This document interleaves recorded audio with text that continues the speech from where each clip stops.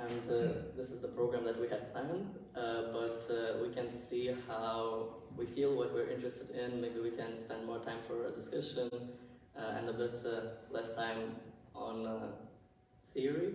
But first we were planning to talk a bit about what the hate speech is and what gender identity is, a bit of terminology and the legal situation in Lithuania, and then go on to the discussion with Friedrichs, Charlotte and Zoe. And at the end we could open up the discussion and then end the event. If also you have any questions, you can at any moment raise your hand, but you can also ask anonymously on this website. Yeah. And just a little bit about the project that we're doing. So its goal is to basically increase people's respect for human rights, educate the society on the harms of hate speech on different groups of people.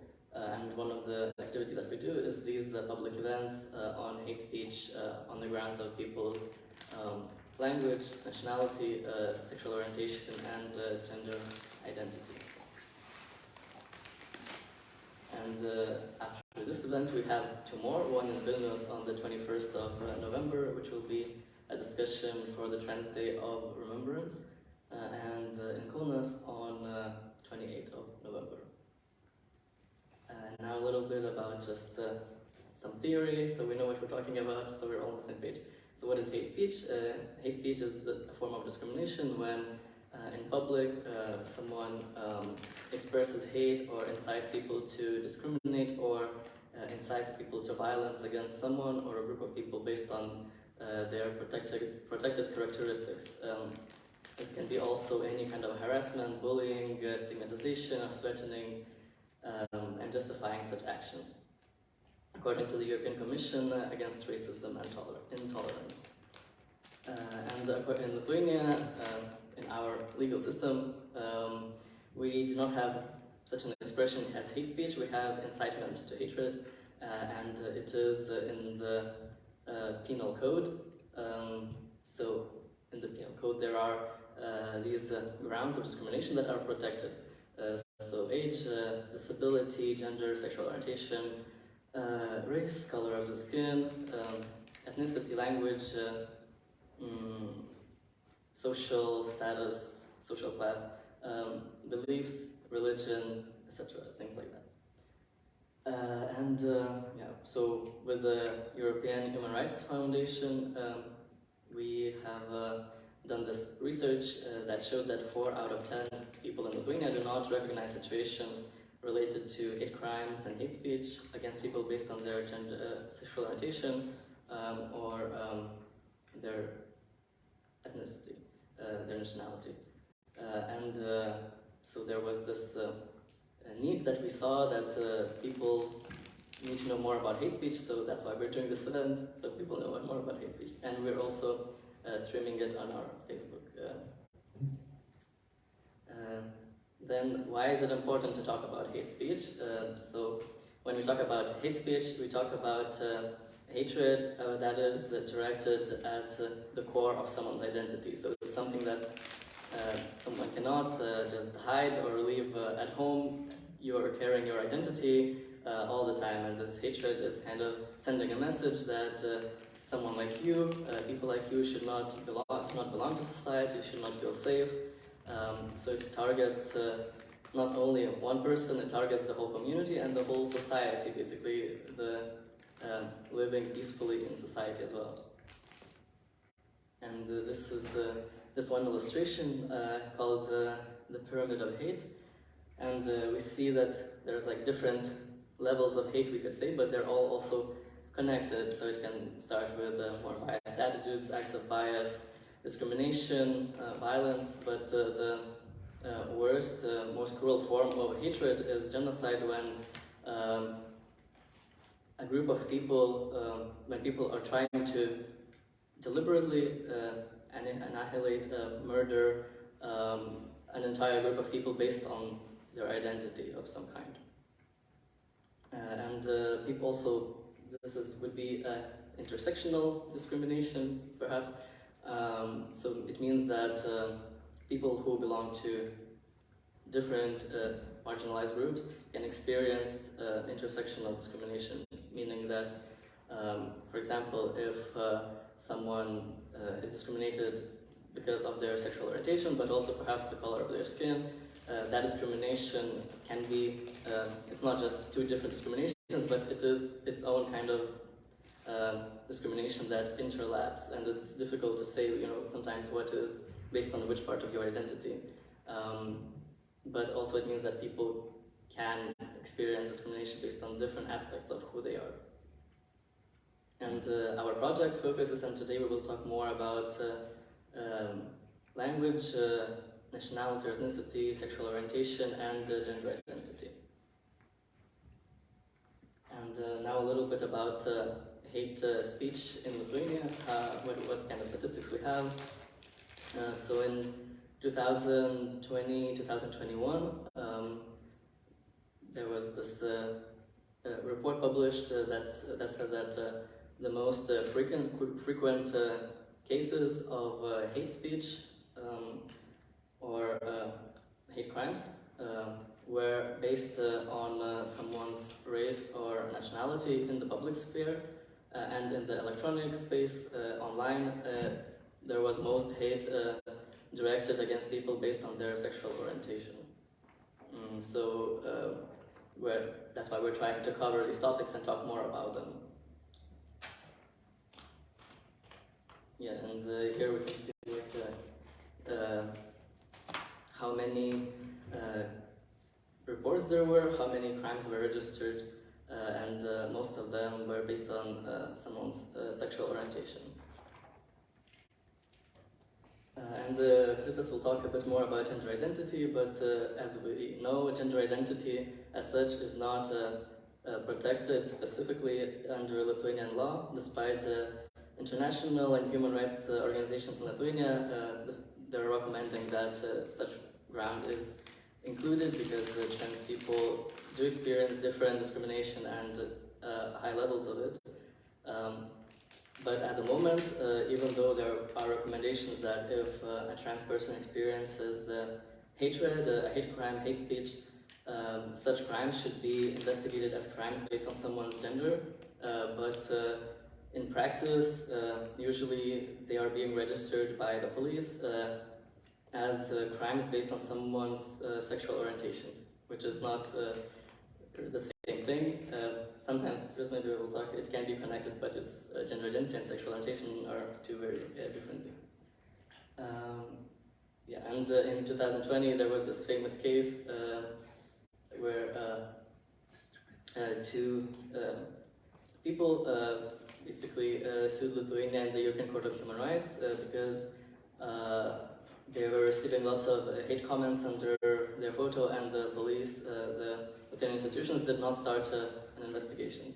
And it was the court decided, the European Court of Human Rights, that by not starting this investigation for hate speech, the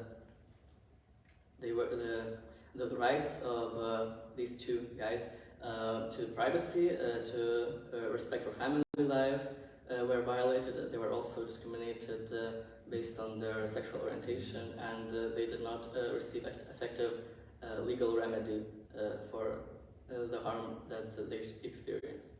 And since this decision, Lithuanian institutions have been trying a little bit better to have a better framework to address hate speech, hate crimes. However, there's still really a lot of work that needs to be done. And now just we can talk a bit about how the society sees people in the minority groups that we talk about. So I can be really brief. In 2021, comparing to 2020, for example, Lithuanians' social distance, as we call, regarding, for example, refugees increased really evidently. Comparing to 2020, for example, 85% of people said that refugees can increase crime rates in Lithuania, while in 2020 it was only 69%. And here there's more statistics. Basically, how people think that, for example, refugees can affect crime rates, that they can cause some kind of social chaos and things like that. And also in 2021, the attitudes of society against homosexual people also worsened comparing to previous years. So, for example, in 2020, only 46% said that in the last 5 years their attitudes worsened towards homosexual people, and in 2021 it was 62.7%. And we can see a bit more groups here. I will skip through these now, but these, for example, with whom you would not like to live in the same neighborhood. So, for example, with the refugees in 2021, it was 47.1%, while the previous year it was only 27%. So we can see that people are really more agitated, and they often express their hatred by targeting or having some negative feelings towards minority groups. Also, there was a question with whom you would not want to work, rent a flat, and things like that. Then, regarding trans people, they were not included in those surveys, but in 2019 there was this other survey done that showed that the social acceptance in Lithuania of trans people is lower than in the EU, and for example, only 21% of people who were questioned said that they would feel comfortable if the highest political officer in Lithuania would be someone who was trans, while in the EU, 53% of people would be comfortable. And on the right side, we can see information from the survey done by the Equal Opportunities Ombudsperson. So, for example, even 61.7% of people who answered that they would not want to rent a flat to someone who is trans. So we can see that there is this really big problem of discrimination, but legally trans people are not specifically protected. Why? We can maybe talk during the discussion as well. So for my part, that would be it. Again, reminding you of other events. If you have friends in business and commoners, or you want to come to, we have some more events. And now, Frida has to present more about gender identity.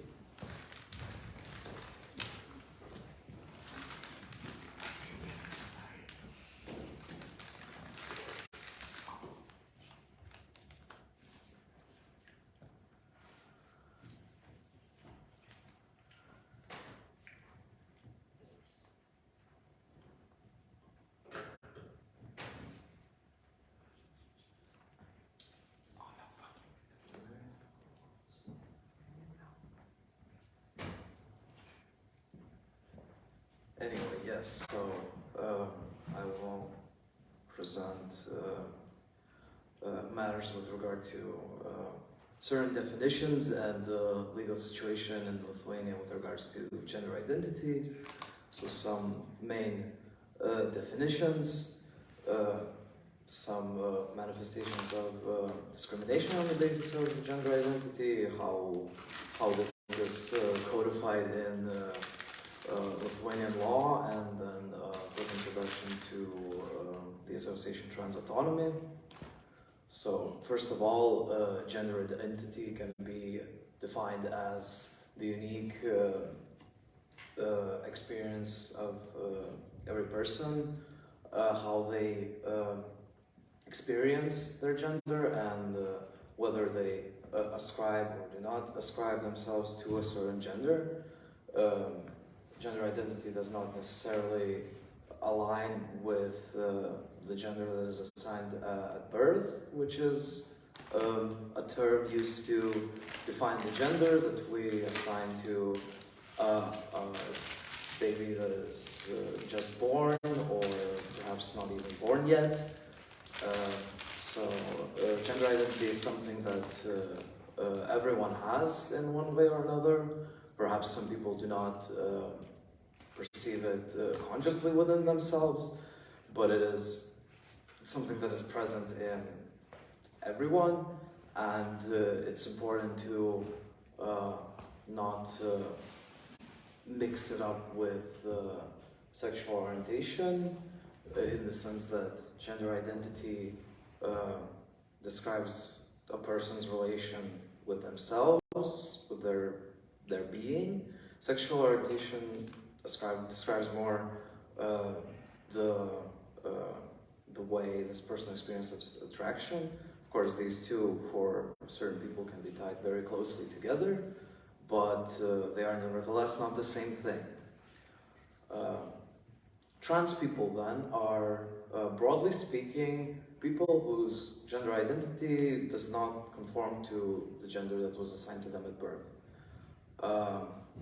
These people might seek various methods of transition, which are actions to, the goal of which is to bring one's body to one's gender identity.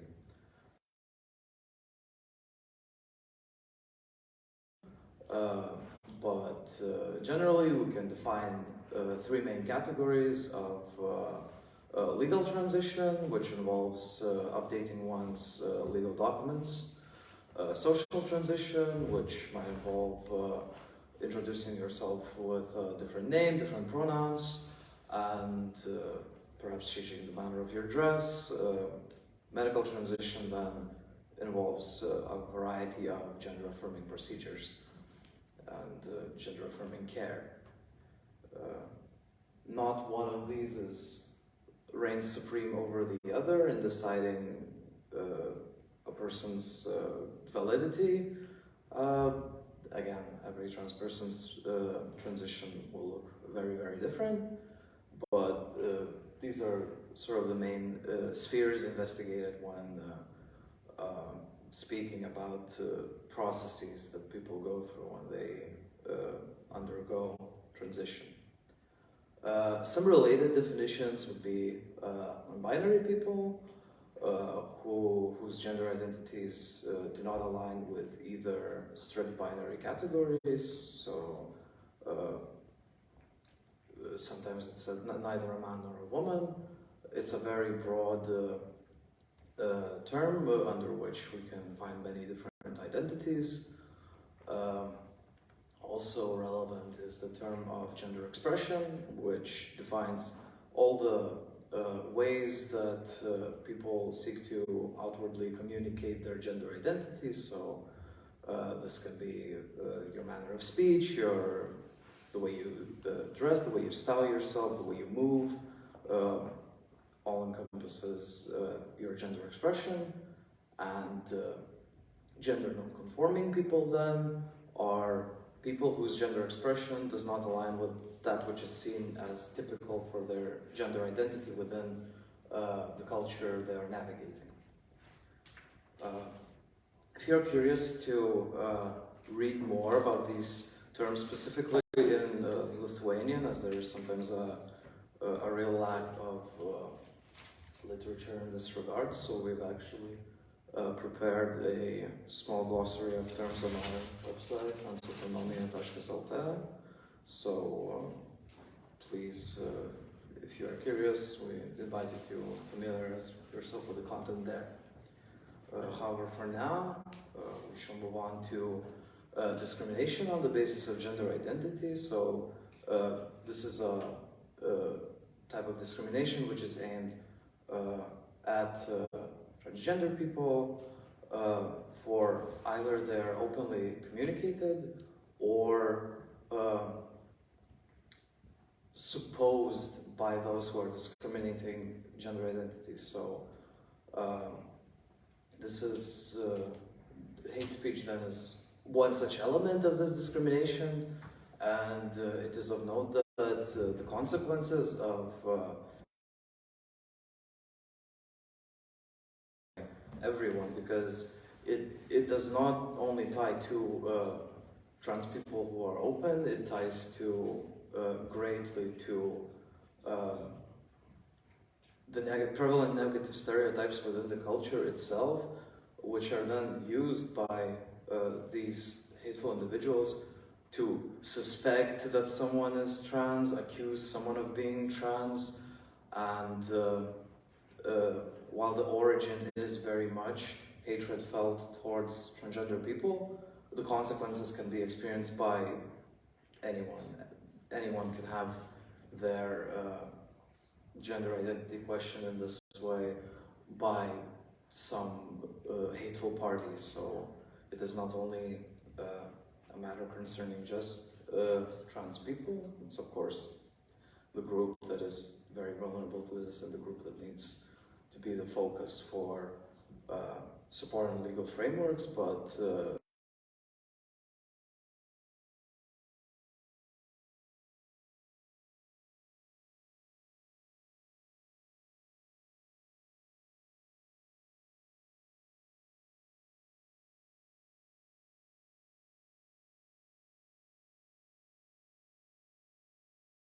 difficulties finding a job or maintaining the job that they have if they come out as transgender within that environment. It can be difficult to rent or maintain your ongoing rent for your home, and it's difficult to receive services, especially healthcare services,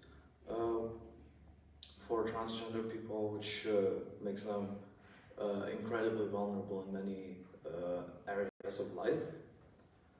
And this is extremely notable given the fact that discrimination against these people is quite prevalent. So for instance, I would like to present to you the survey that was performed in 2021 in the San Francisco Bay Area.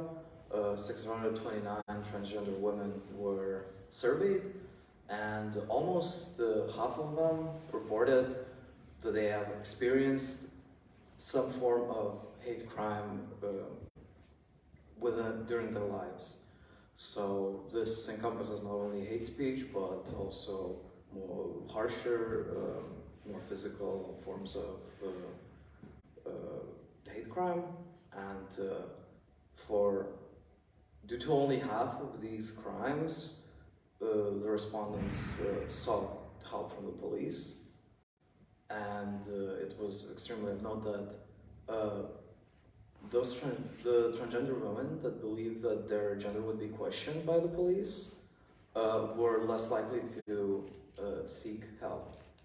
So what we can glean from this study is that it is unfortunately a quite common occurrence for trans people to encounter some sort of hate crime, and when they do encounter this violence, they do not feel like the systems currently in place will protect them or even just respect them at all, which makes it incredibly difficult for them to seek help in the first place. As for the situation in Lithuania, so in 2019, the Constitutional Court made this decree in which they state that under the Lithuanian Constitution as it exists today, one of the forbidden forms of discrimination, so to speak, is any sort of human rights restriction due to their gender identity or sexual orientation, which is also considered to be extremely demeaning to this person's dignity. So this is, to my knowledge, the first time that the term gender identity is used in a document of such level, and it essentially codifies the fact that this should be a protected characteristic under Lithuanian law. However, in the penal code, as was mentioned, 170th clause. Gender identity has not yet been included in the protected characteristics defined by this clause, and it's not included in the labor codex or equal opportunities law either, which creates a massive legal gap and a lack of clear codification here, because as was mentioned, it's often now that when these crimes are reported, they are not investigated as even as just hate crimes on the basis of gender or on the basis of sex, as the term for gender and sex in the Lithuanian language is, as it is now, one and the same.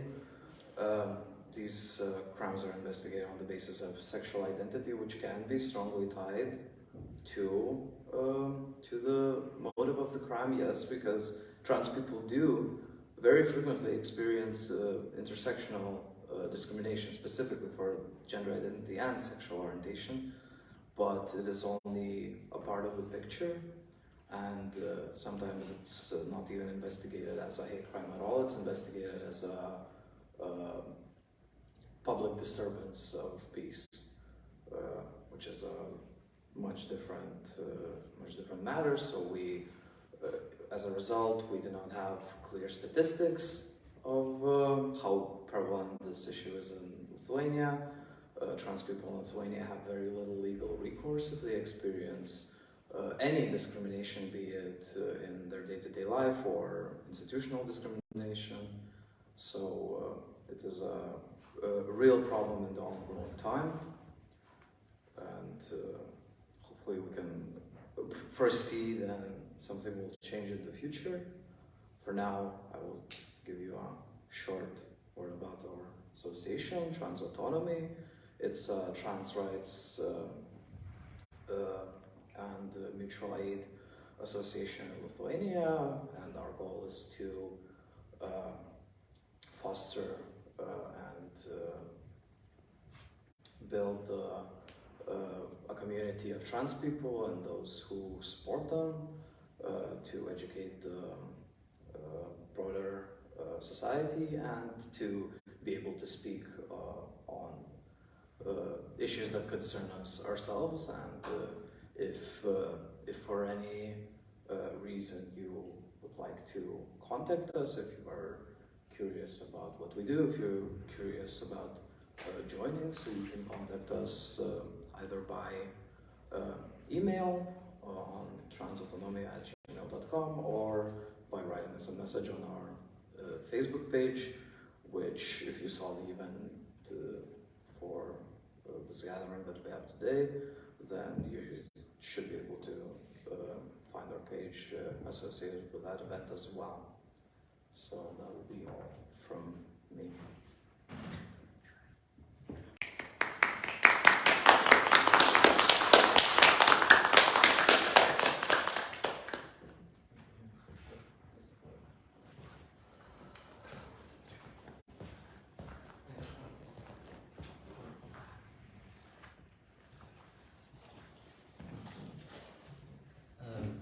Maybe now we can have a discussion.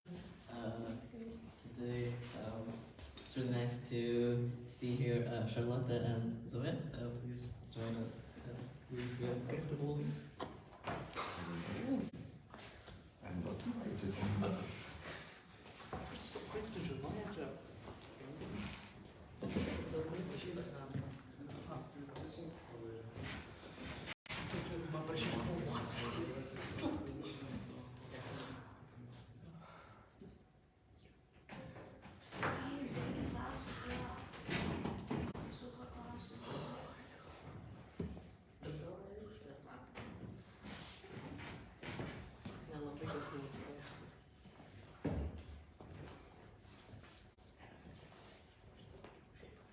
Hi everyone. Oh, okay. So I will present shortly all of you. It's really nice to see you. Also, if anyone wants to add anything, join the discussion, feel free. If people are watching on Facebook, you can also ask questions in the comments. Yeah, so today with us is Charlotte. Charlotte is from Klaipėda, does LGBT plus activism, volunteers on her free time as well. Also Zoe, student, currently studies in Lithuania, and Charlotte told me that your family is from Nigeria, but you were born and raised in Ukraine and came here to study. And Friedrich is also a trans Autonomy, one of the founders and member of the board, and also an LGBTQ plus rights activist. And me and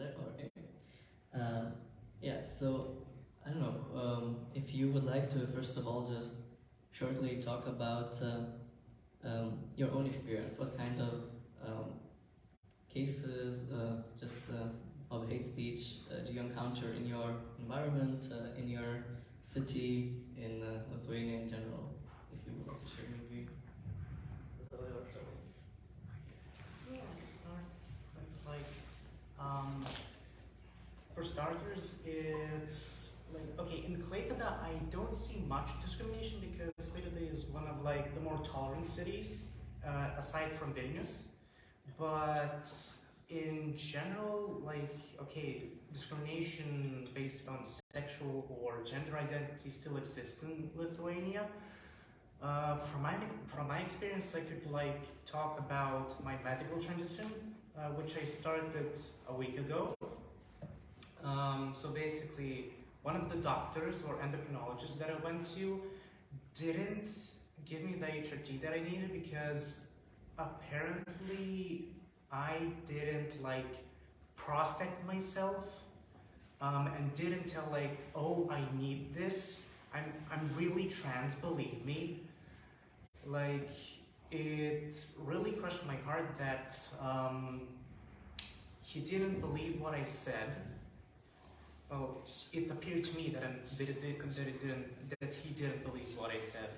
And thankfully, I went to a second endocrinologist, this time in Vilnius, and he understood my situation and even said, okay, transgenderism as it is coded in like the DSM-5 is not actually an illness, which, well, I also have that belief that transgenderism is also not an illness. It's just the way who you are. It's your identity. It doesn't need to be a disease that doctors need to diagnose you with to get you the way to gender-affirming care that you need. And yeah, that's pretty much it that I want to talk about my medical transition.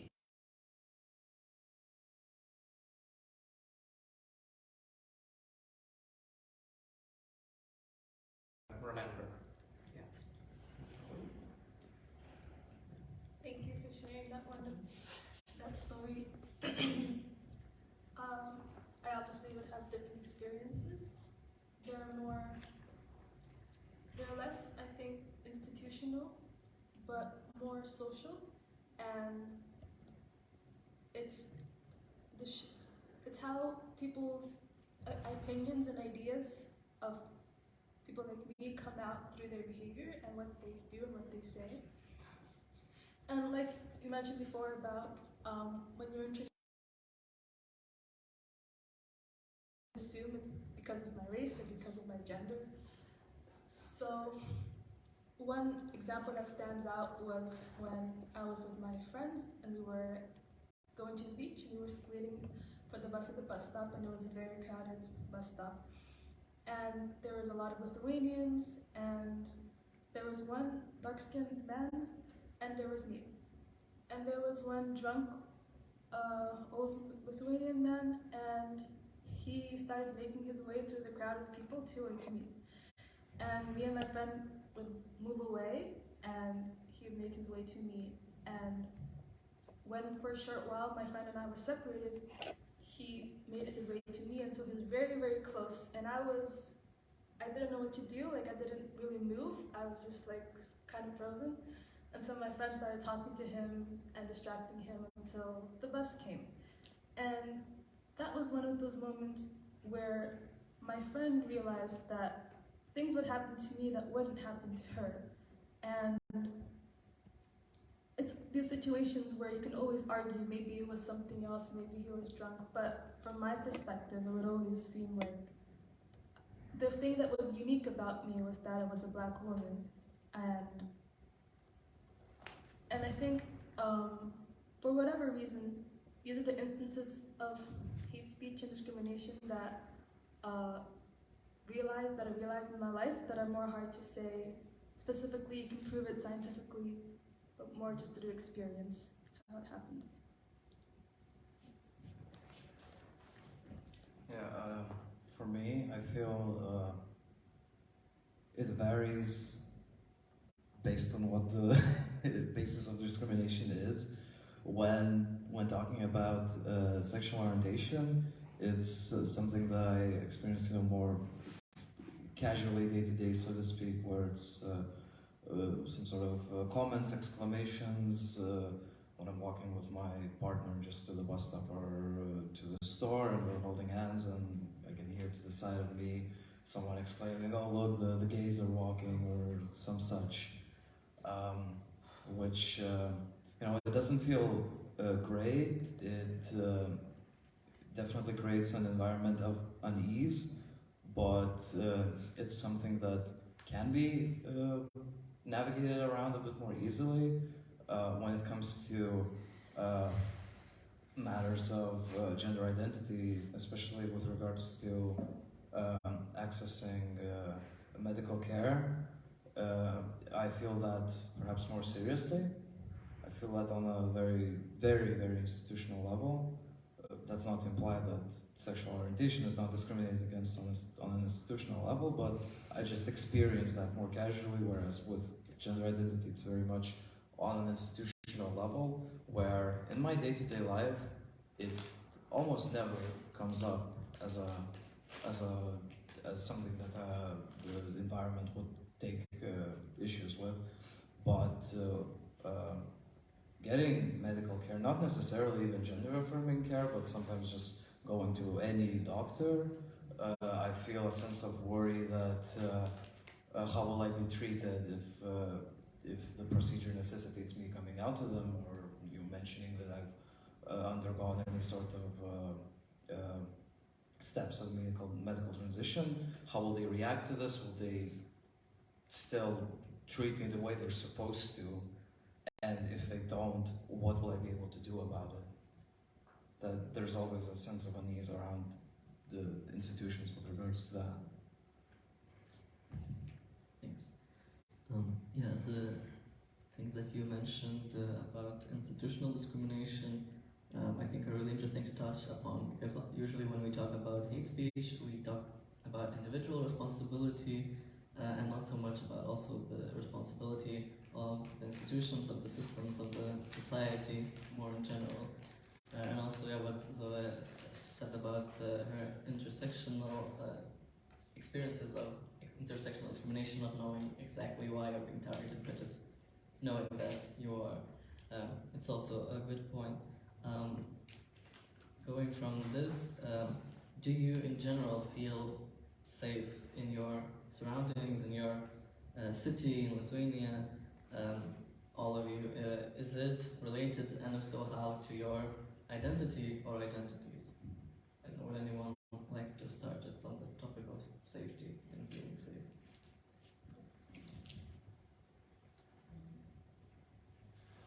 Well, for starters, it's like, okay, as I said, Klaipėda is one of the more tolerant cities in Lithuania, but personally, like today, even 2 hours ago, like I dressed the way that I am, and like I went to the bus stop, and I was fucking terrified. If people, wait, okay, are people staring at me? Are people like clocking me as a trans woman? It's like, okay, there's a man with tits Ew. Okay. I was terrified out of my mind for people clocking me as a trans woman, and that really made me uncomfortable. And that just, in general, that's the feeling that I get when I like dress up and go to the city. That doesn't really apply when I'm in Vilnius, because I know that the people in Vilnius are more accepting, and literally they don't give a crap about if you're trans, if you're cis, if you're in a dress or if you're not in a dress. Because that one time that I started my medical transition, my trans friend gave me one of her dresses. I dressed up in a dress and then went to the city. I was terrified out of my mind for the, well, aforementioned reasons, all the same reasons. And then after like 15 minutes, I was like, nobody gives a shit. And that really made me feel a sense of relief, because basically everybody saw me as a woman. And that's like very comforting.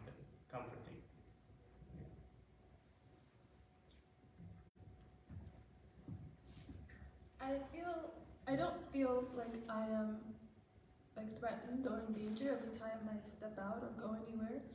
But depending on which city I am, I feel like I have to be more on guard for more casual displays of discrimination. Like, in some places I can get like yelled at because of my race more frequently and more publicly than in other places. So depending on, my assessment of the city, I feel less or more free and comfortable just going outside. But when I feel less comfortable, then I'm less encouraged to like leave the room, or at least by myself, or I'd like to go with a group of friends where I feel like at least protected by my own sphere of friends.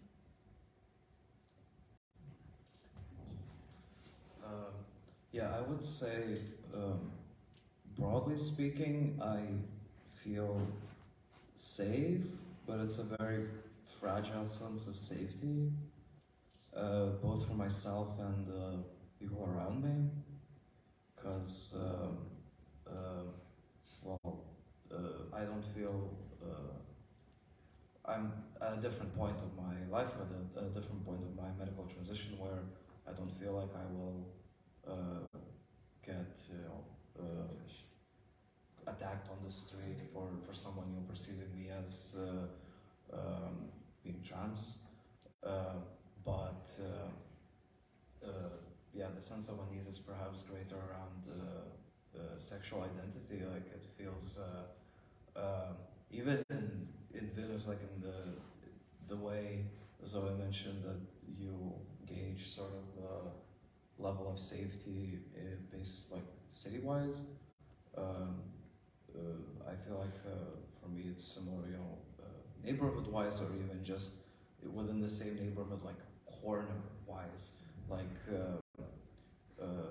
I'll memorize certain corners where there's frequently people fighting there. There's frequently or there's a night bar there where a lot of people gather, and yeah, they frequently will have fights outside. And if I walk past them, holding hands with my partner while I draw their ire, then it's a sort of, in general, likely I will not experience some sort of violence, but I do still feel this need to protect myself in certain spaces, certain areas, just to not bring harm upon myself, and to not also bring harm upon my partner or like any friends who are with me at the time, because it can very quickly turn into a terrible experience for all of us. So I feel this need to guard myself and guard the people around me from this. From what I'm hearing from all of you, and also something I was thinking about regarding just the feeling of safety.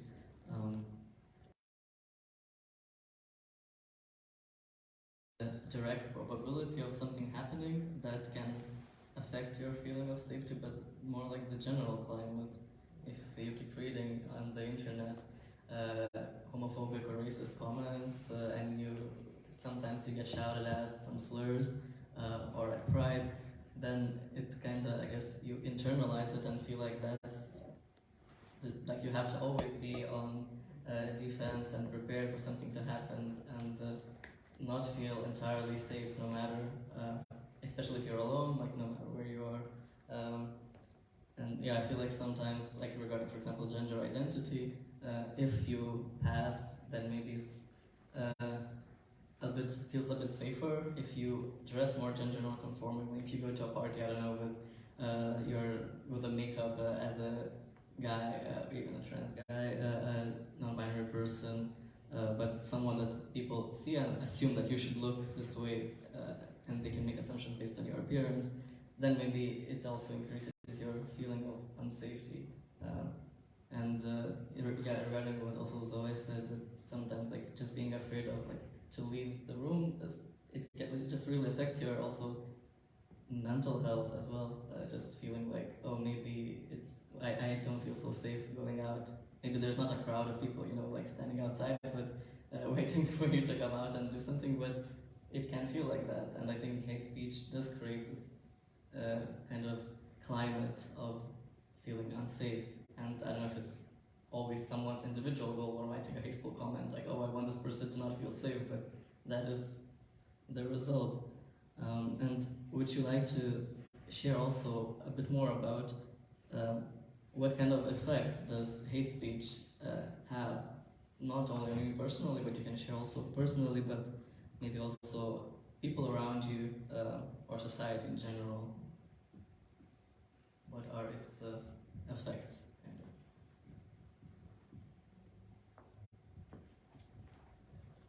Well, in general, I would say that, like, for me, it makes me feel worse. It's like, okay, I shouldn't exist. People hate me for who I am. So why should I, like, come out of the house, do stuff? It's very disheartening for, like, to experience that stuff firsthand, because you know how much it hurts. And in a broader sense, and speaking from the side of like trans people, hate speech can affect them in many different ways. Like, okay, for some it's not as much like effective of the hate speech. I mean, it's like, okay, I can brush it off. That's pretty much it. For others, it can be a ruined day, a ruined mood for a day or two or a week. But for some on the extreme end, it could end in somebody stopping their transition.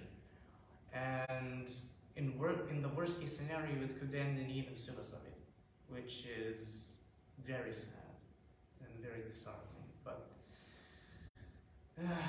the world is going to exist with hate no matter what. So we need to make the world as accepting as possible, even if there's hate.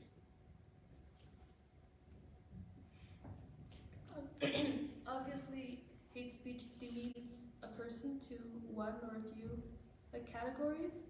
So once people see a person, they just have one insult to say to them, and that's the only way they know them. So it makes a person feel like they're only seen for one thing, and that one thing not as a beautiful thing to be proud of, but a thing to be made fun of and ashamed of.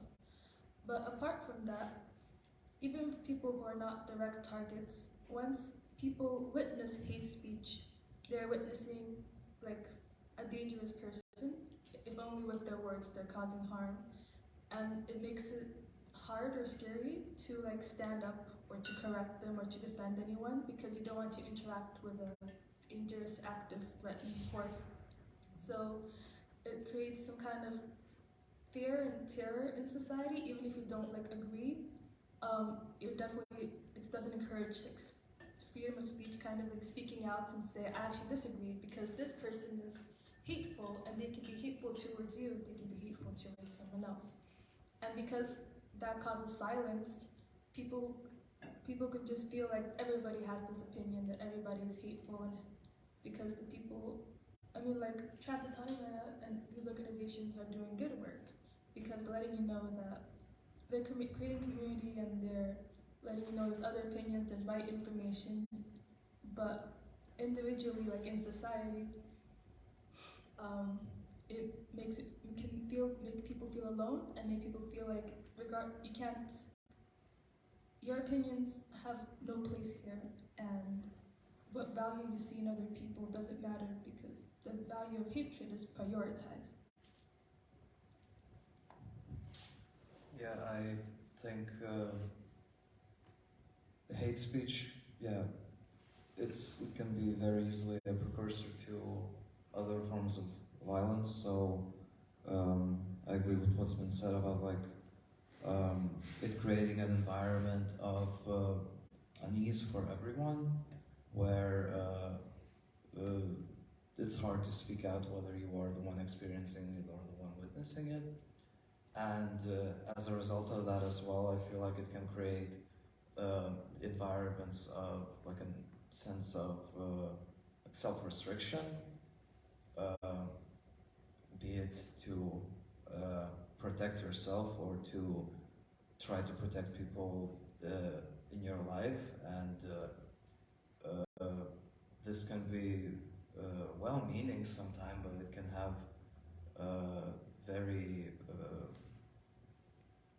serious impacts on the people. Perhaps I'll try to give an example of let's say you experience not necessarily even hate speech. Perhaps it's a microaggression. Perhaps someone just unknowingly regurgitated a stereotype to you, let's say, and you return home frustrated about this, and you vent to someone that I experienced this.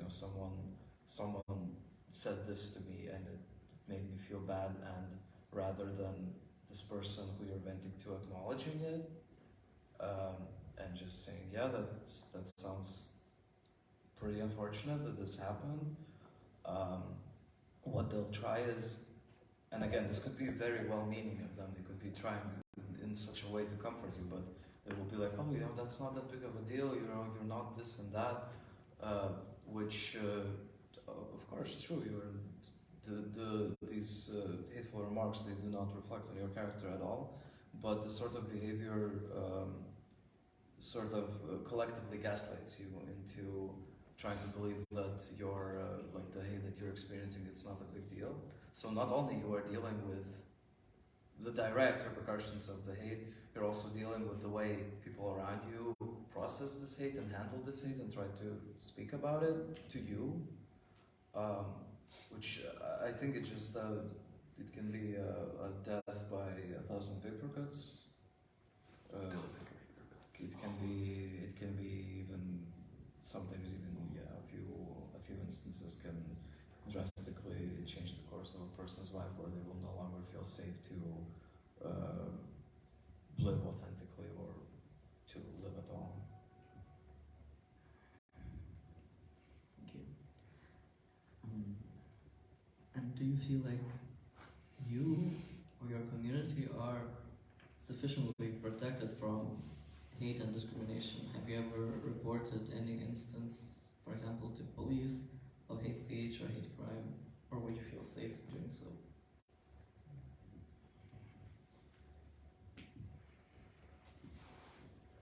Personally, I haven't reported anything because, maybe it's just my personal characteristic, but I often downplay what is happening in front of me. So even if I had experienced hate speech before, I just brush it off, and that's pretty much it. So talking in the same vein, I haven't reported anything to the police, and I wouldn't feel safe to report something related to hate speech to the police, because as I've read a few articles about LGBTQ hate speech in Lithuania, when those people report the hate speech to law enforcement, the law enforcement doesn't often open the case, or the case just gets outright dismissed. And the people that reported the hate speech to the police don't get any closure from it. So that really doesn't like give me closure to the state of the law enforcement in Lithuania. But I'm hoping that it can improve at some point. I feel that I don't think I've experienced anything that could be like a reportable offense. One, because it's hard to prove like racism or whatever reason. And two, even if it happened, how do you have like evidence, a recording, or I don't know how, it's just one person's testimony against another, and usually there aren't people that I know, so there's no way of contacting them or like knowing their name or giving information except visual descriptions. But the only place I can imagine considering filing a report if there's something like I got physically assaulted and I don't want that to happen. And even regardless of what happens, I usually just want to go home and take care of myself and put it behind me, and I don't want to think about it anymore.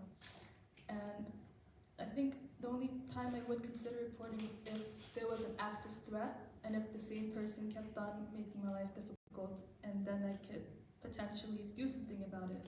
But usually they're just strangers who come in and out of my life that I don't want to chase down. And I think that since society, the only people who make me feel safe are my friends and family. Society and strangers and law enforcement or anything else, they don't really seem concerned, so I wouldn't think to go to them for help or assistance. Yeah, personally, I've also not encountered such an incident that would warrant reporting, but on like a theoretical, analytical level, I do not feel like there's enough protections, especially, well, okay, if you encounter a hate crime,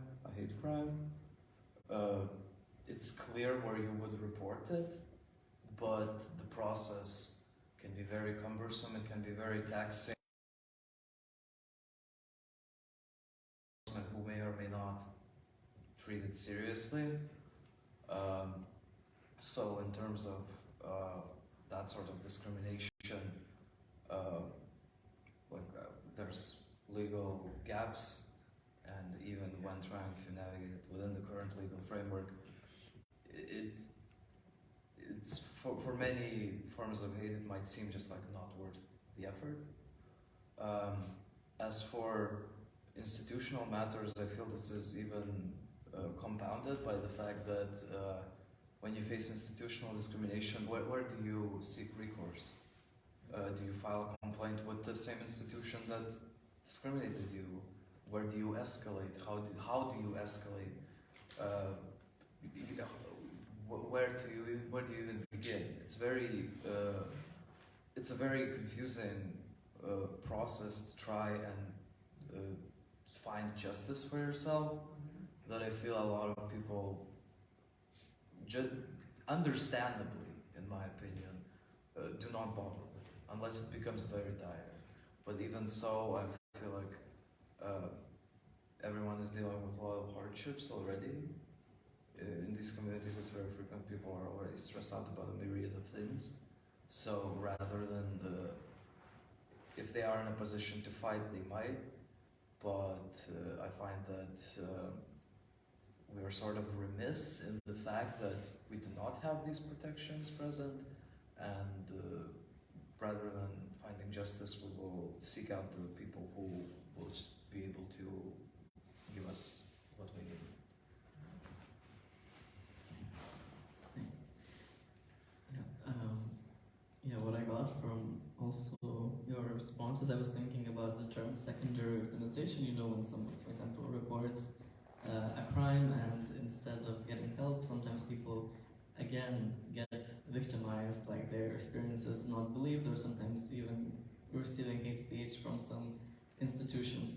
And when Francis was talking about institutional discrimination, I think sometimes it is not secondary victimization, sometimes it is primary victimization, and just kind of not just feeling like there is one individual who said something or, I don't know, wanted to beat someone up for who this person is, but it's maybe the whole system that is kind of not supportive of you and who you are.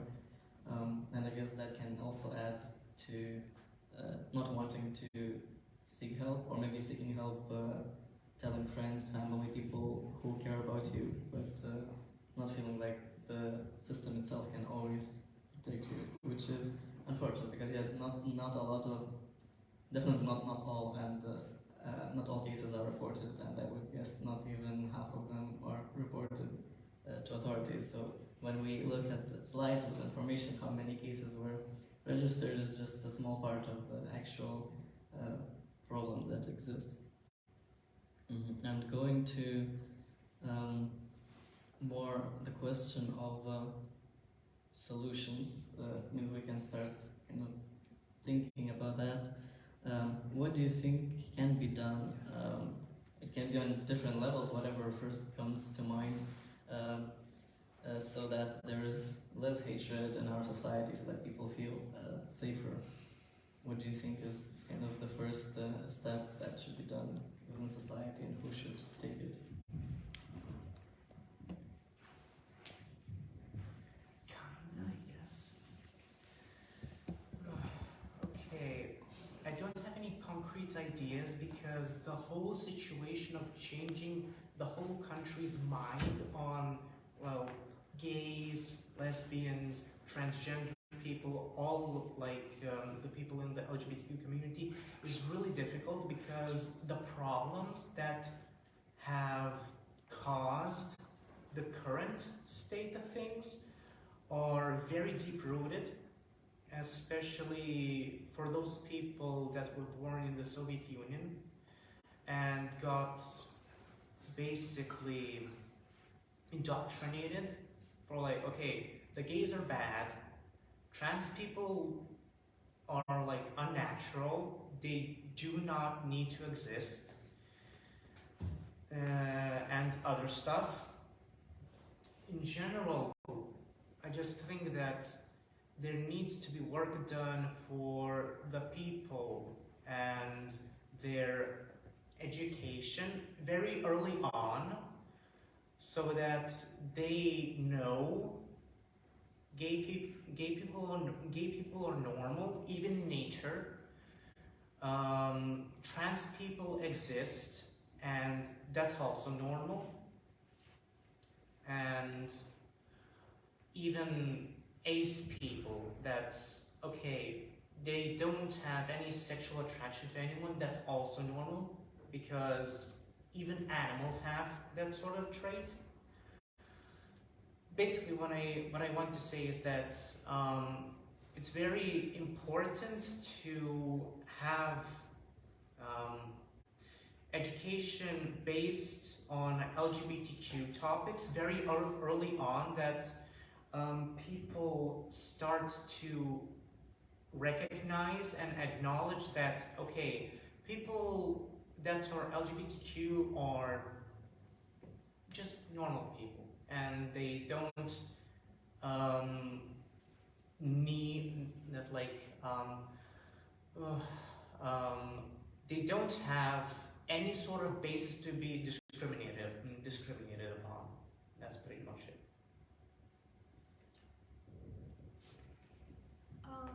Like Charlotte mentioned, like I think it's going to be a gradual process, take like years and decades, because it took a very long time to beat this into society, these ideas. And I think one way would be like through like these panels like this, which allow these people from these groups of people from these communities to speak for themselves, to like say how it is and not based on like stereotypes and negative narratives. Like having more like books written by people from these communities, or interviews, or whatever way they can put into media to have their own voices represent themselves. Because, or if they can't, just to have representation of these people that represent them as normal people, not as like bad or good, or who are that lead into certain stereotypes for each little community that makes most people think of one thing when they see one person, but just try to lift up voices and put into conversation people of all kinds all over the world, no matter where they fall into the spectrum, are just people. So, and I think another way we can do that is when we talk about everyone, when we talk about people in Lithuania, try to be inclusive in communication. So just instead of always saying man and woman, just man and woman and whoever else, or just like the more we just start including and just acknowledging that other people exist and they are equally worthy of respect, we don't like forget about them or not include them because they're not us, they are us, and just mentioning them and mentioning them as normal people and not mentioning negative stereotypes about them, because that's not real and that's beneath us. And I think over time, as we start treating these people like they're equals and like they are normal, and just not giving time and attention to negative stereotypes, I think hopefully newer generation will grow up with better views and more accurate information about different people. Yeah, I definitely agree with the points presented. Inclusivity can be a very powerful tool because hate speech in of itself, it creates the impression that certain groups in society are not acceptable, not wanted. So one way to counter that is with an earnest and enthusiastic inclusivity. And education as well, very relevant for trying to not progress it further, but I feel like it's also important to distinguish between hate speech or microaggression stereotypes that present themselves out of ignorance and those that present themselves out of malice. So for ignorance, we can educate. For malice, we have to actively counter, to actively fight against the narratives that are being presented, which I think to certain degrees everyone can find ways to do this in their daily life. As for institutional levels, well, that would be almost a separate discussion in of itself, how to try to salvage the current situation. I guess the first steps would be to simply continue what's been started by the Constitutional Court that's already been codified. For instance, that gender identity is a protected characteristic, so amendments could be made to include this in current law, which would already be a first step. For the medical institution, currently transphobia is in a way fully legalized there. We are using quite old, outdated versions of the classification of diseases, where transsexualism, as it's called there, it's codified as a disease. It presents some sort of institutional validity to this form of discrimination. So perhaps work on updating that, because any sort of change within social sphere it needs to coincide with changes on an institutional level, because if the institutions justify this hatred, there's only so much we can do to weed it out of our lives as well. Thank you. Maybe there are any questions in the audience, or anyone would like to add anything? If so, yeah. You can continue, we'll think about it. Okay. Yeah, we were talking about education quite a lot, so the need for education representation. I think, especially when it comes to marginalized groups, it feels really difficult to educate people, get people to want to educate themselves if they don't want, especially if they're hostile already, have some stereotypes in their mind. How do you think, for example, what kind of role can the media play in this whole thing? I have some statistics that I shared also during the last event, but I think they're quite interesting. So, for example, in 2021, the EU Fundamental Rights Agency conducted a survey, and according to it, in Lithuanian LGBTI people come out or are out about being LGBTI the least out of the whole European Union. So 60% of people who are LGBTI in Lithuania and to answer the survey said that they never or rarely tell people that they are LGBTI.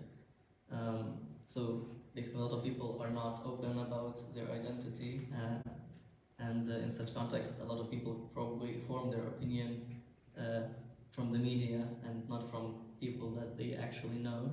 And Media for Change, this organization, conducted media monitoring, and in the first quarter of 2021, when there was also homophobia going on, also Istanbul Convention, and they were talking also about partnership already then. According to this monitoring, LGBTI plus community was more often portrayed in a negative context than a positive one. And LGBTI persons themselves during this period were only interviewed in 7% of the publications on LGBTI topics, so meaning 93% of articles about LGBTI persons had nothing from LGBTI plus people. It was just coming from someone else. And a similar problem was also seen with, for example, migrants and refugees. Media for Change also conducted monitoring in 2021 June, and asylum seekers, refugees, and migrants were only interviewed in 1.7% of articles on this topic, and in the same month, 32% of the publications on migrants and refugees were negative, and 1% were positive. The other were trying to be neutral, I guess. So we see that the media does can play quite a role, but what do you think could be its role? Maybe it could be more positive and more proactive, or...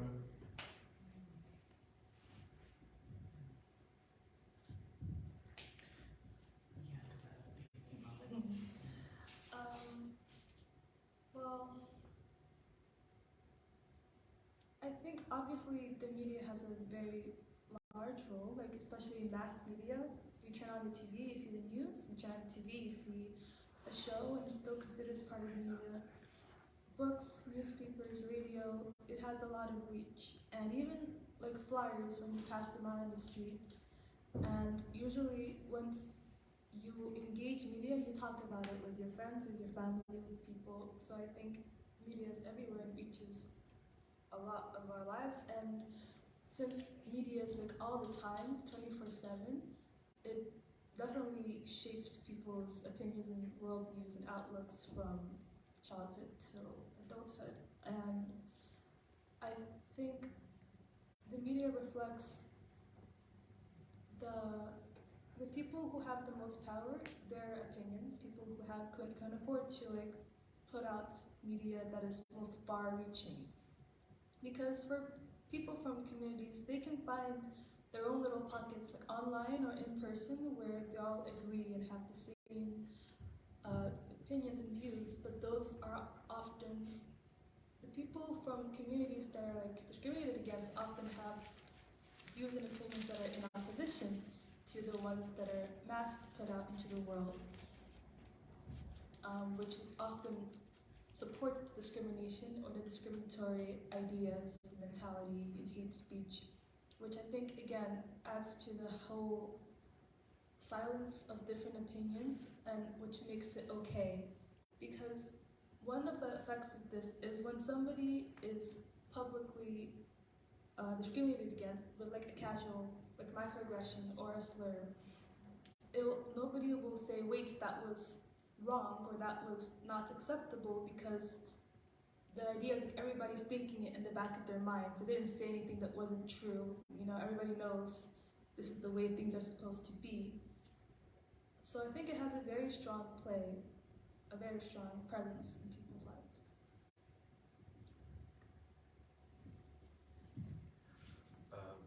Yeah, I do believe that the potential for education from media is massive.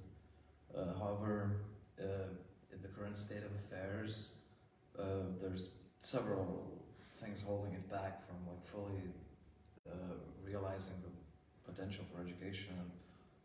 One is obviously that currently it broadly operates as a profit incentivized structure.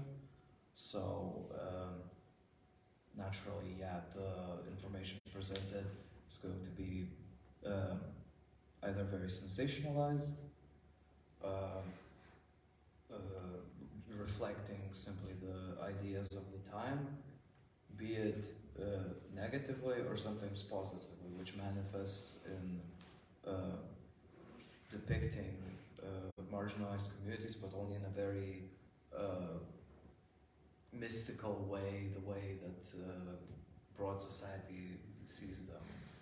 So in essence, the media is in both cases giving the people what they want to earn more clicks and make more money.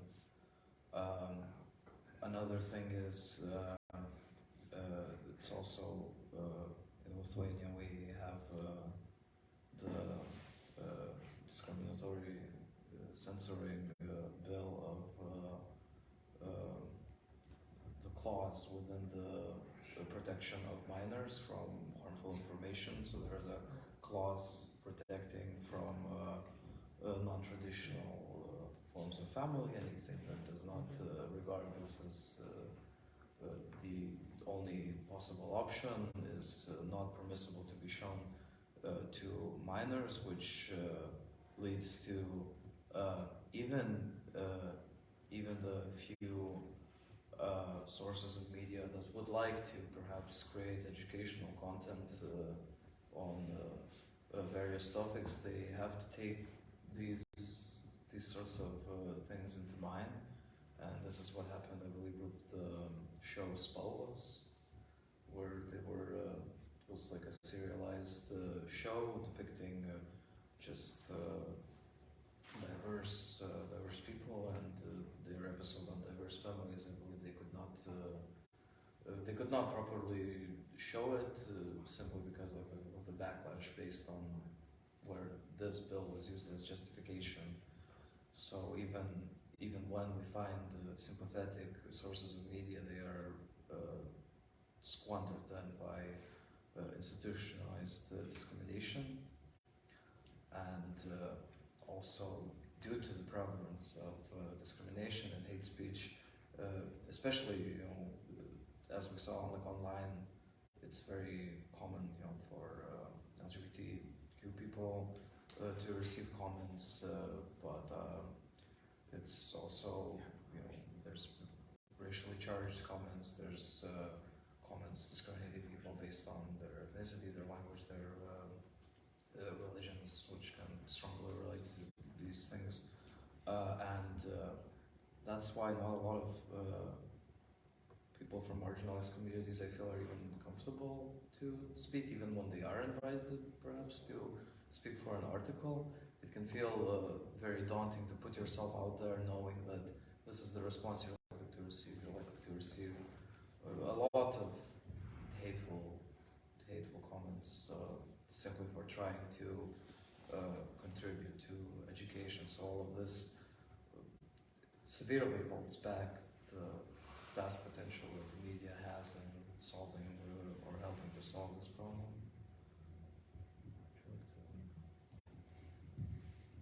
I have a question, if it's okay. My name is Kirill. I'm the first Facebook group of LGBTQ West Lithuania founder, let's say. When I was creating this group, I was thinking, should we make this group open for everyone, or just make those people who are LGBT friendly to be there? And I made it hidden, let's say. Only LGBTQ people can find them, or if they answer questions correctly, then they can join the group. And I was thinking, I started doing also LGBTQ plus activism here in Klaipėda, and it didn't appear that so many people attended. What do you think? What's the best? If we keep it in safe places, we do it hiddenly, we're making like conversation here, or we go outside and let's say to everyone, hey, we're here, we're like show off, let's say, how it's used to say by homophobic people, because there are two different like strategies. We have, for example, Tolerant Youth Organization, who keeps their group open for everyone, and there are lots of hate speech. And then I'm thinking, is it the correct way to make this Lithuania a better place for all LGBTQ plus? And for other people, for a different discrimination, make it less. Thank you. Okay, so I have quite a few.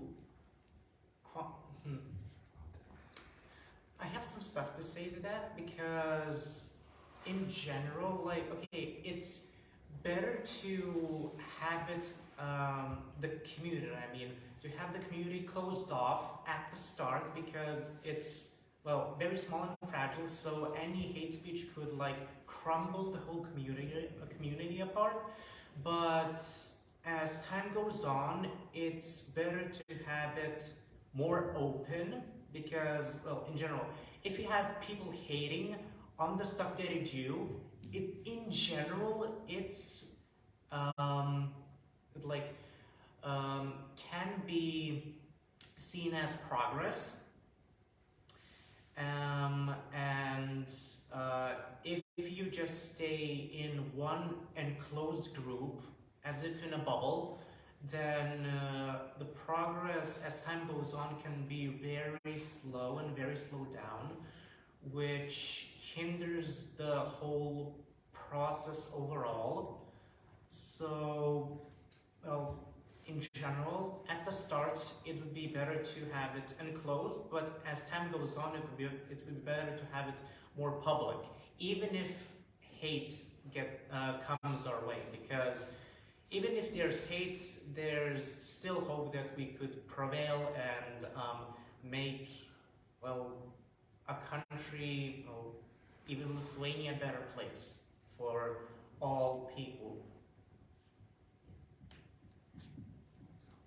Yeah, I think that people should always have a choice in how they want to participate in public events. So if they want to, there should be like some people who don't want to put themselves out there and like let the world, let Lithuania know that they're queer, deal with the backlash, and some who are maybe after some time in like a small protected group want to come out and do more active work, they can participate in that. But if we're like a little compromise, could be trying to make some kind of like anonymous posts or like sneaking things, like anonymous actions and movements and different things that could protect the identity and the safety of people participating. I think that would be like a nice middle ground if there is some uncertainty. Yeah. I think there will always be the need for both, and it ties to what is the goal of the particular assembly of people. Like if you're, let's say like in the case of a Facebook group, is your goal to educate broadly, or is your goal to educate within the community and just build inter-community connections? So for every purpose you will have different considerations for like levels of safety, levels of privacy. So there is no one better thing. Like you will always need like a safer space to fall back to, I think. Especially if you're doing like very public activism, the presence of like a tightly knit, group that is conscious about each other's well-being will always be crucial for the success of the public effort. So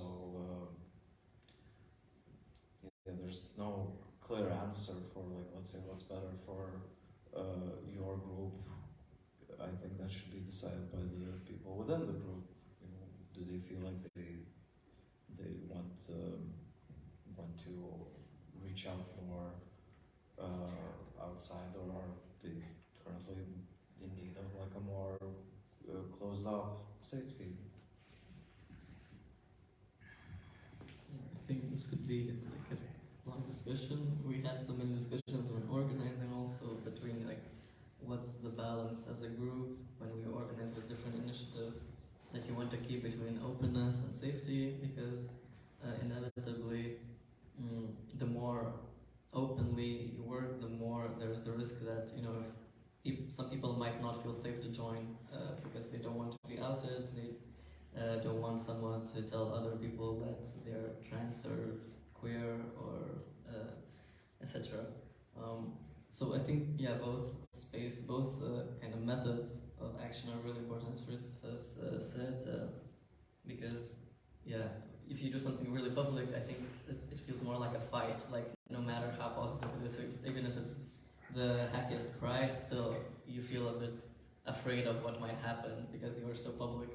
And then these like safe spaces, like queer only events, trans only meetings, they're more for kind of recovering and building this strength within the community, because when you feel more supported, when you have more support, you also feel maybe safer to be open. So I think both are quite kind of needed. Yeah, any questions?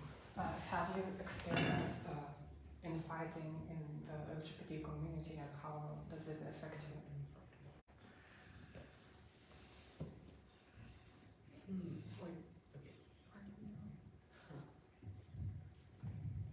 In person, no, I haven't experienced any of it, but I've seen in many other communities, like in the US, that, oh my god, even in gay groups or even in LGBTQ groups in general, people fight over each other for the most minute stuff. It's like, okay, you're not gay enough. Oh, I am gay enough.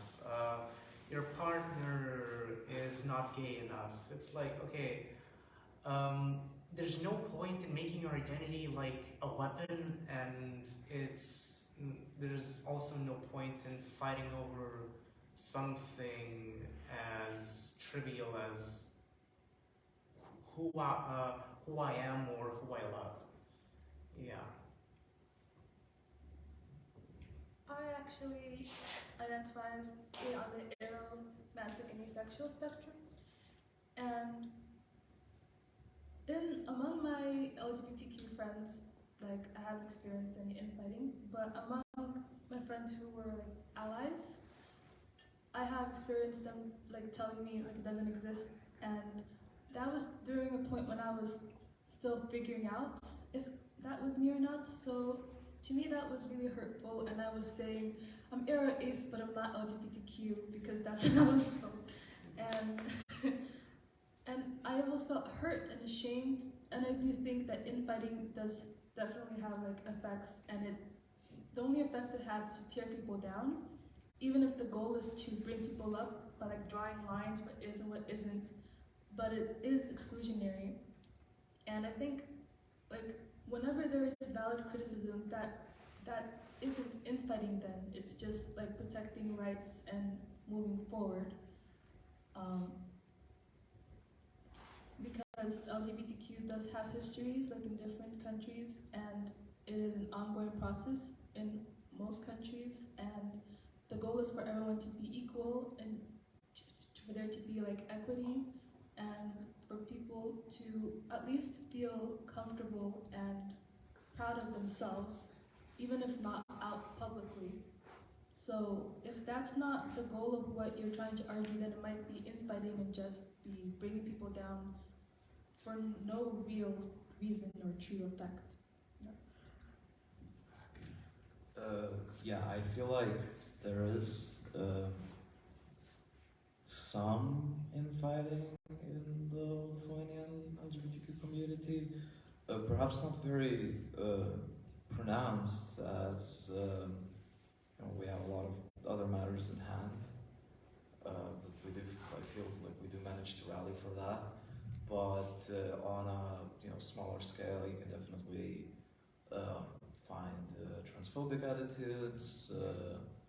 You can find hostility towards non-binary people in general, like kind of a higher affiliation with medicalizing trans identities. Another concern, perhaps not directly, it's not directly infighting, but other forms of discrimination can rear their heads within the community. It's perhaps not always given, even if it's there's consideration given to try and be inclusive to various people on the community.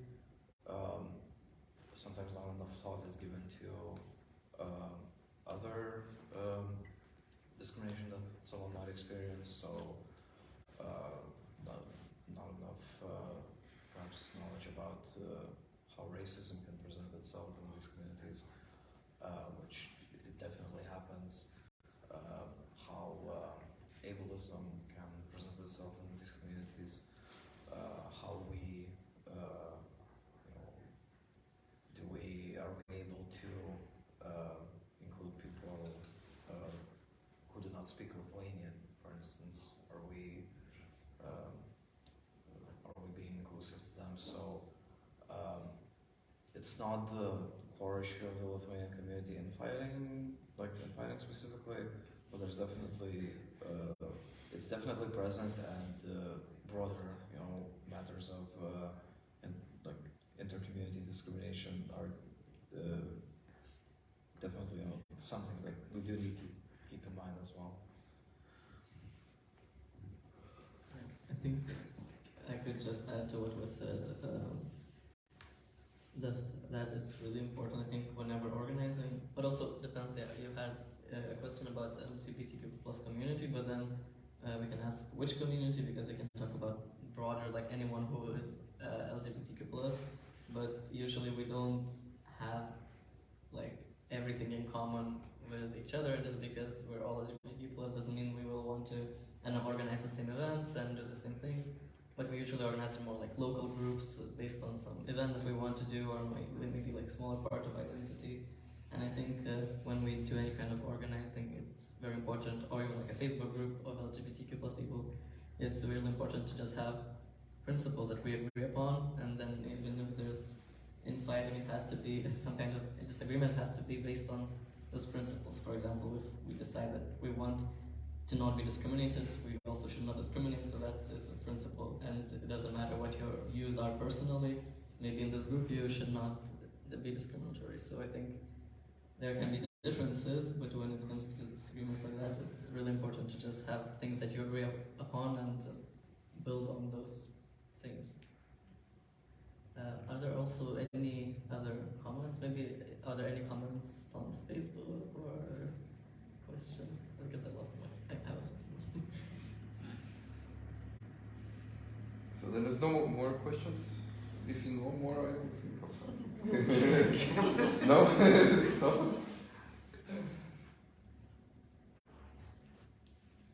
also wanted to ask maybe if you have any more ideas on what can be done by like institutions and society, but if also anyone else wants to share, feel free, or if you have any other questions.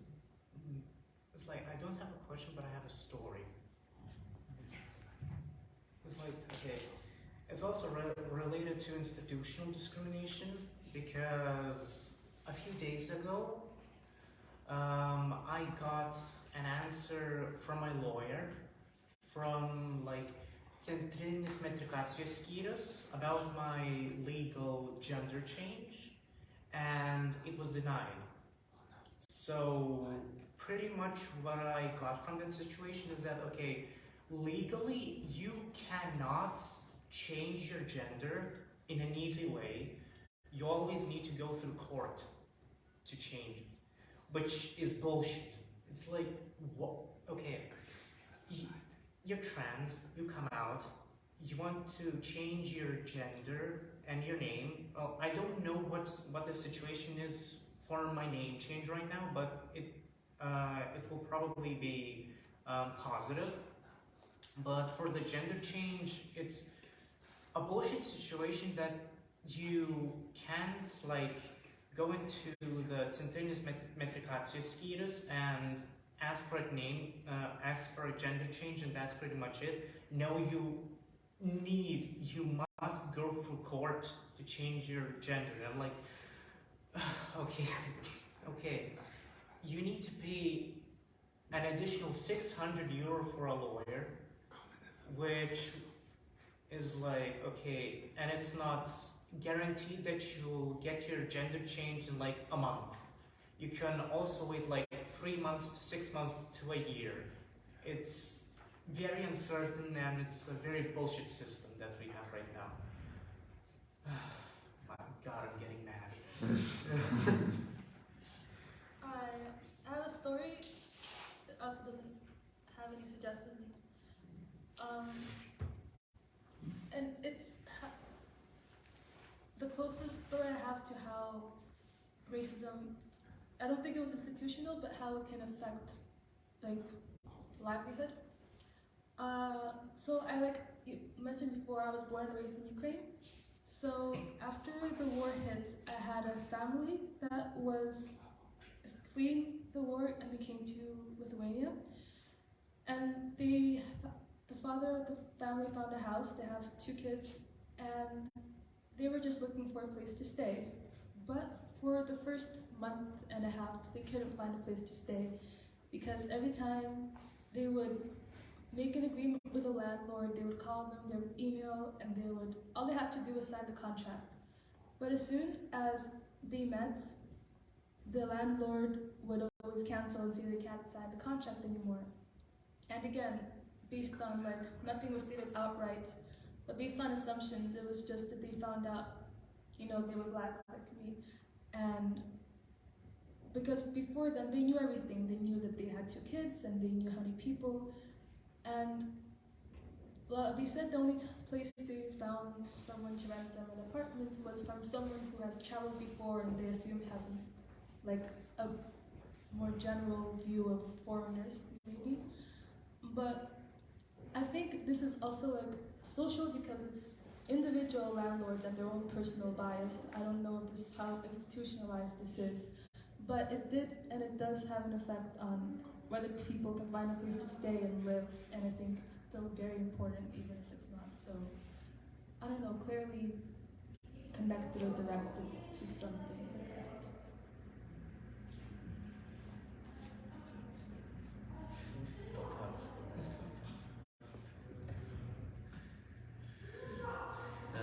I don't know, is any other comment available, or maybe we could go towards the closure of the discussion if we have any final words, maybe suggestions, greetings for society. I told about what I need to tell. So that's it. Could communism solve some of the discrimination?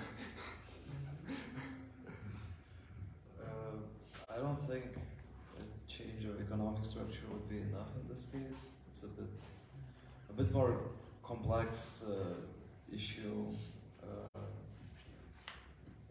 I like it necessitates to solve the issue completely. It's years and years of restructuring and work, and perhaps some sort of economic restructuring will end up being a part of that. Maybe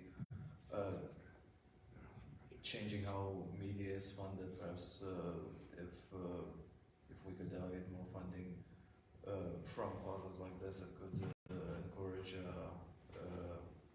different media coverage. But otherwise, I think it's a bit more complex to be solved by state socioeconomic change. I think any kind of country can introduce some sort of measures that would help people with discrimination, and that is a step that they all should take, and countries with different economic systems do that. Even if we talk about the Soviet Union, I think Stalin criminalized homosexuality, while before it was not criminalized, and it was quite okay for queer people, as far as I know, at least better than under Stalin. So it's like a new person comes and a new regime comes and ruins things. But I think what also is really important is the society and the response of the society, because laws can change, but how the society responds to those laws is also really important. If someone adopts discriminatory laws and people come out in masses and are against them, or just refuse to also discriminate their fellow citizens, people who live in the same country, then those laws don't have such an effect. So I think it's important to have both the institutions that actively try to protect people from discrimination, laws, the legal system that protects people, but also the society that is willing to be accepting and not accepting and not tolerating hatred as a political tool to get more followers.